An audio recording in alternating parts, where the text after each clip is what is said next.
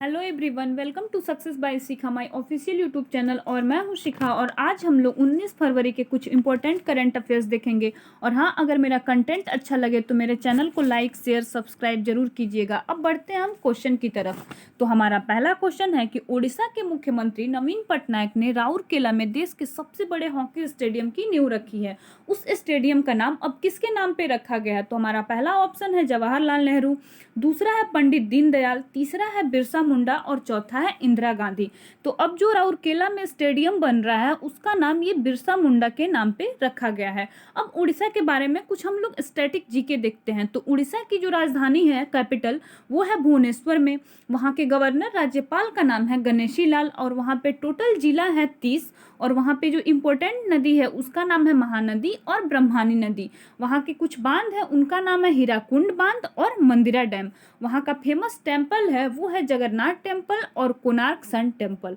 अब बढ़ते हैं अपने अगले क्वेश्चन की तरफ। तो हमारा अगला क्वेश्चन है कि हाल ही में कमला वे नामक पुस्तक किसने लिखी है?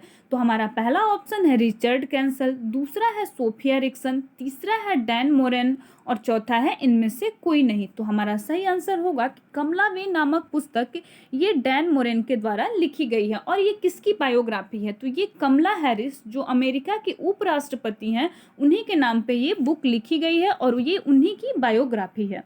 अब बढ़ते हैं अपने अगले क्वेश्चन की तरफ। तो हमारा अगला क्वेश्चन है कि राष्ट्रीय सूचना विज्ञान केंद्र द्वारा व्हाट्सएप की तर्ज पर शुरू किए गए इंस्टेंट मैसेजिंग प्लेटफॉर्म का नाम बताइए। तो हमारा पहला ऑप्शन है पत्रिका, दूसरा है संदेश, तीसरा है टेलीग्राम और चौथा है पत्र। तो हमारा सही आंसर होगा कि व्हाट्सएप की तर्ज पर शुरू किए गए इंस्टेंट मैसेजिंग प्लेटफॉर्म का नाम है संदेश। अब देखते हैं व्हाट्सएप के बारे में कुछ। तो व्हाट्सएप कब आया था? तो व्हाट्सएप का एस्टेब्लिशमेंट हुआ था फरवरी 2009 में और ये फेसबुक के द्वारा डेवलप किया गया था। और इसके जो ओरिजिनल ऑथर हैं उनका नाम है ब्रायन एक्टन और जैन कॉम। अब बढ़ते हैं अपने अगले क्वेश्चन की तरफ। तो हमारा अगला क्वेश्चन है कि किस देश की संसद ने कट्टरपंथी विरोधी विधेयक पारित किया है? तो हमारा पहला ऑप्शन है अमेरिका, दूसरा है फ्रांस, तीसरा है जर्मनी और चौथा है इटली। तो हमारा सही आंसर होगा कि कट्टरपंथी विरोधी विधेयक ये फ्रांस के द्वारा पारित किया गया है। अब देखते हैं फ्रांस के प्रेसिडेंट का क्या नाम है? तो इनका नाम है इमैनुअल मैक्रोन और यहाँ के जो प्राइम मिनिस्टर हैं उनका नाम है जीन कॉस्टेक्स। अब जर्मनी के बारे में देखते हैं। तो जर्मनी के प्रेसिडेंट का नाम है फ्रैंक वाल्टर एस्टीमियर और यहाँ की जो प्राइम मिनिस्टर हैं उनका नाम है एंजेला मर्केल।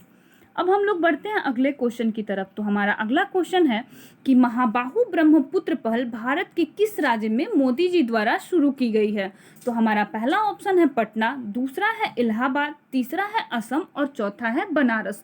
तो हमारा सही आंसर होगा कि ये महाबाहु ब्रह्मपुत्र पहल ये भारत के असम राज्य में मोदी जी द्वारा शुरू की गई है। अब देखते हैं कि असम में टोटल जिले कितने हैं। तो वहाँ पे टोटल 33 जिले हैं और उसका एस्टेब्लिशमेंट वहाँ स्थापना उसका हुआ था 26 जनवरी 1950 में।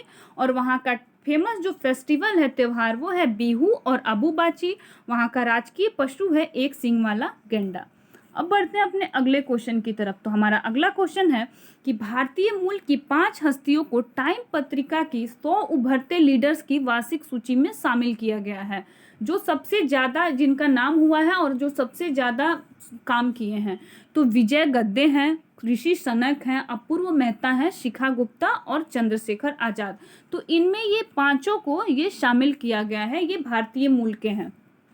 अब बढ़ते हैं अपने अगले क्वेश्चन की तरफ। तो हमारा अगला क्वेश्चन है कि कौन सी राज्य सरकार ने कम उम्र में ही बोलने और सुनने की दुर्बलता को पता लगाने के लिए जांच कार्यक्रम का शुभारंभ किया है? तो हमारा पहला ऑप्शन है महाराष्ट्र, दूसरा है दिल्ली, तीसरा है आंध्र प्रदेश और चौथा है केरल। तो हमारा सही आंसर होगा कि ये आंध्र प्रदेश सरकार द्वारा ये कार्यक्रम शुरू किया गया है।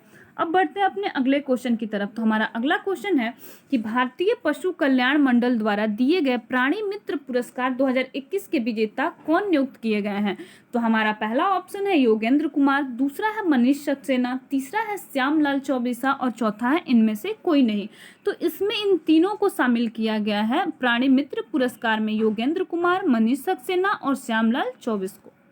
अब हम लोग बढ़ते हैं अगले क्वेश्चन की तरफ। तो हमारा अगला क्वेश्चन है कि हाल ही में भारतीय रिजर्व बैंक ने शहरी सहकारी बैंकों को मजबूत बनाने के उपाय हेतु किसकी अध्यक्षता में समिति गठित की है। जो भी शहर में कोऑपरेटिव बैंक हैं उनको मजबूत बनाने के लिए किसकी अध्यक्षता में समिति गठित, इस समिति का नाम क्या है? तो इस समिति का नाम है, ये किसकी अध्यक्षता में, तो ये NS विश्वनाथन जी के अध्यक्षता में एक समिति गठित की गई है।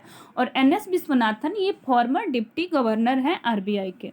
अब बढ़ते हैं अपने अगले क्वेश्चन की तरफ। तो हमारा अगला क्वेश्चन है कि संयुक्त राष्ट्र सुरक्षा परिषद में प्रमुख मुद्दों पर बारीकी से काम करने पर भारत और कौन से देश सहमत हुए हैं। तो हमारा पहला ऑप्शन है चीन, दूसरा है रूस, तीसरा है श्रीलंका और चौथा है अमेरिका। तो ये प्रमुख मुद्दों पर बारीकी से काम करने पे भारत और रूस सहमत हुए हैं। अब देखते हैं रूस के बारे में। तो रूस की राजधानी कहाँ है? तो मॉस्को में है और यहाँ के प्रेसिडेंट का नाम है व्लादिमीर पुतिन। अब बढ़ते हैं अगले क्वेश्चन की तरफ। तो हमारा अगला क्वेश्चन है कि एशियाई विकास बैंक महामारी से लड़ने के लिए स्वास्थ्य सेवा और चिकित्सा उपकरणों के लिए अस्पताल की श्रृंखला मेदांता को कितने करोड़ रुपए ऋण देगा। तो हमारा पहला ऑप्शन है 100 करोड़, दूसरा है 150 करोड़, तीसरा है 200 करोड़ और चौथा है 250 करोड़।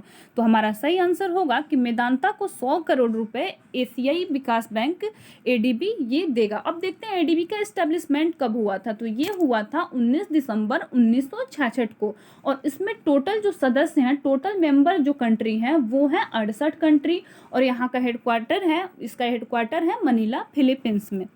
अब बढ़ते हैं अपने अगले क्वेश्चन की तरफ। तो हमारा अगला क्वेश्चन है कि रामकृष्ण परमहंस की जयंती किस दिन मनाई जाती है। तो हमारा पहला ऑप्शन है 21 फरवरी, दूसरा है 28 फरवरी, तीसरा है 24 फरवरी और चौथा है 18 फरवरी। तो हमारा सही आंसर होगा कि 18 फरवरी को रामकृष्ण परमहंस की जयंती मनाई जाती है। आज के लिए इतना ही, मिलते हैं अगले क्लास में।